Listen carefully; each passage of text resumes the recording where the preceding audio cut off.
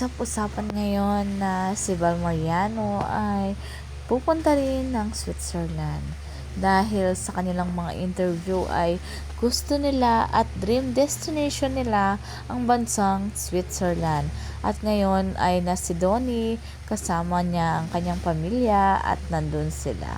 Kahit family vacation, ito talagang okay lang sa pamilya ni Donnie dahil welcome naman lagi si Belle. Sabi nga nila, hindi naman masama dahil magjowa naman ang dalawa. Kung hindi man totoo na pupunta rin si Belle doon, panigurado meron din silang vacation with her family. Okay naman sa Don Belle at minsan nga lang sila mag-LDR.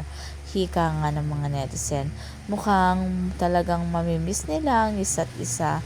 Kung totoo man na hindi magkasama ang dalawa this coming Christmas. Every year talagang gumagawa ng schedule ang Don Belle para makasama ang kanilang mahal sa buhay.